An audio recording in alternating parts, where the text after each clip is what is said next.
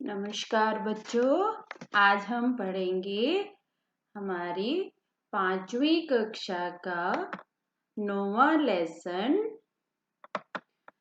सुमन एक उपवन के। इस कविता के जो कवि हैं उनका नाम है द्वारिका प्रसाद माहेश्वरी। यह एक कविता है। इस कविता में कवि ने फूलों के माध्यम से एकता का संदेश दिया है। मैं अभी कविता आपके साथ पढ़ूंगी, आप भी मेरे साथ पढ़िएगा और उसका मैं आपको भावार्थ भी समझाऊंगी और उसमें आए जितने भी नए शब्द हैं उनके अर्थ मैं आपको बताऊंगी। हम सब सुमन एक उपवन के, एक हमारी धरती सबके, जिसकी मिट्टी में जन्मे हम, मिली एक ही धूप हमें।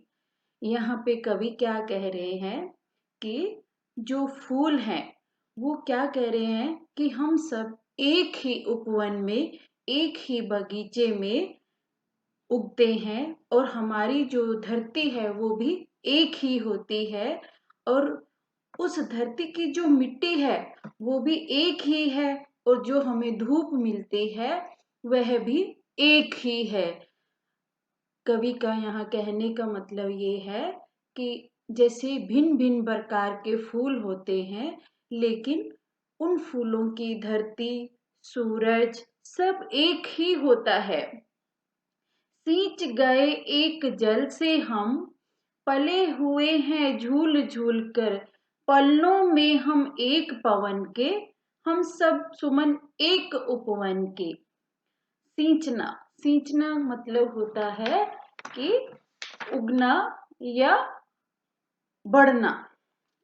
जैसे हम पौधों को बड़ा करने के लिए पानी डालते हैं तो उसका मतलब होता है हम पौधों को पानी से सींच रहे हैं, बड़ा कर रहे हैं। तो यहाँ पे जो कवि है वो फूलों के माध्यम से कह रहा है कि हम एक ही जल से सींचे गए हैं, अर्थात हमें एक ही जल के माध्यम से उगाया गया है और हम पवन, पवन का मतलब यहाँ पे क्या है, एक शब्द है पवन, पवन का मतलब है हवा। तो फूल क्या कह रहे हैं कि हम पवन के झूले में झूल झूल कर एक साथ हम बड़े हुए हैं। वह पवन को अपना झूला बता रहे हैं कि हम उसके पलने के अंदर झूल झूल कर बड़े हुए हैं और हम जो जितने भी सुमन है, सुमन का मतलब है फूल, हम सब जितने भी सुमन हैं यहाँ इस उपवन के वो सब एक ही हैं। सूरज एक हमारा जिसकी किरणें उड़ की कली खिलाती, एक हमारा चांद चांदनी जिसकी हम सबको नहलाती।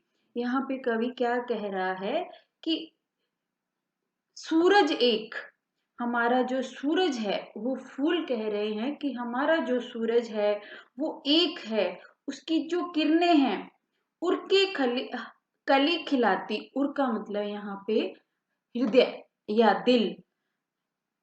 कहने का मतलब ये है कि जो सूरज की किरणें हैं वो आके हमारे हृदय की कली को खिलाती हैं। बहुत से फूल होते हैं जो शाम के समय मुरझा जाते हैं लेकिन जैसे ही सूर्य उदय होता है, सूरज की किरणें आती हैं, वो खिल जाते हैं। तो यहाँ पे कवि कह रहा है कि फूल, सूरज उनका एक है और जब सूरज की किरणें आती हैं तो उनके हृदय की जो कली है वो खिल जाती है। एक हमारा चांद, यहाँ पे फिर वो फूल है वो कह रहे हैं हमारा चांद भी एक है और उसकी जो चांदनी है, उसकी जो रोशनी है वो हम सबको आके नहलाती है। मिले एक से स्वर हमको भंवरों के मीठे गुंजन के। यहाँ पे कवि कह रहे हैं कि हमें एक जैसे स्वर मिले हैं। जैसे भंवरा जो होता है, भ्रमर का मतलब यहाँ पे भंवरा, भंवरा जब फूलों के ऊपर बैठ के गुंजन करता है तो यहाँ पे फूल कह रहे हैं उसकी जो गुंजन है, जो उसकी आवाज है वो भी हमें एक ही मिली है। हम सब सुमन एक उपवन के, हम जो सारे फूल हैं वो एक ही बगीचे के हैं। रंग रंग के रूप हमारे अलग अलग है क्यारी क्यारी, लेकिन हम सबसे ही मिलकर है उपवन की शोभा सारी। यहाँ पे कवि क्या कह रहे हैं कि फूल भिन्न भिन्न रंग के होते हैं, कोई लाल है, कोई गुलाबी है, कोई पीला है, कोई जामुनी है, अलग अलग कलर के, अलग अलग इनकी क्यारी। क्यारी का मतलब होता है एक छोटा सा एरिया जहाँ पे फूल उगाए जाते हैं, उन्हें हम क्यारी बोलते हैं।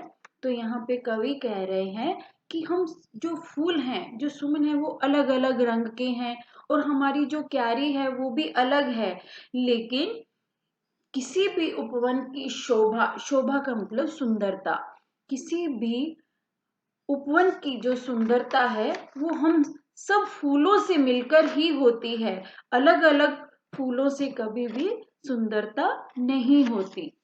तो सब जब फूल मिल जाते हैं, चाहे क्यारी उनकी अलग है लेकिन उपवन उनका एक है, बगीचा उनका एक है। सभी फूलों के मिलने से ही उस उपवन की, उस बगीचे की सुंदरता बनती है।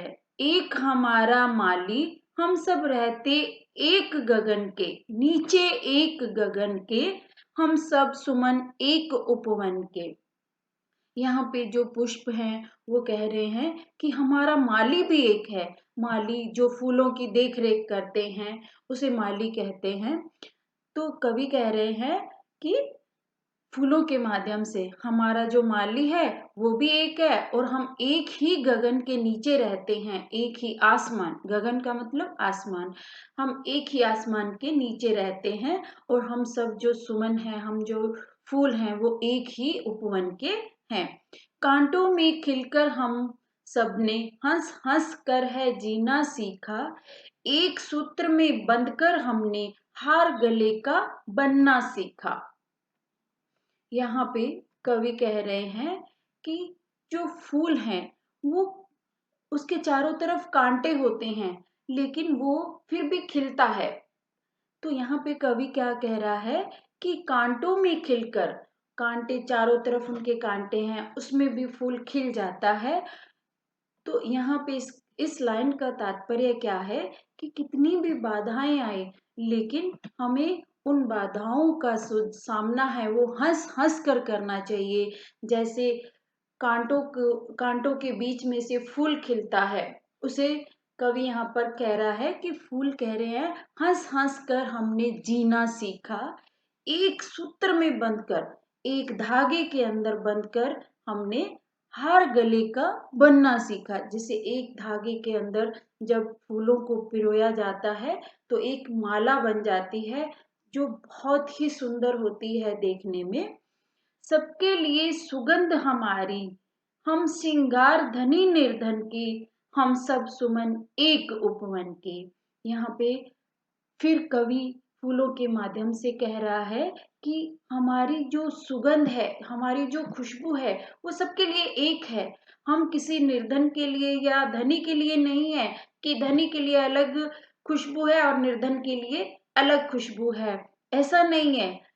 हमारी जो खुशबू है वो सबके लिए एक जैसी है।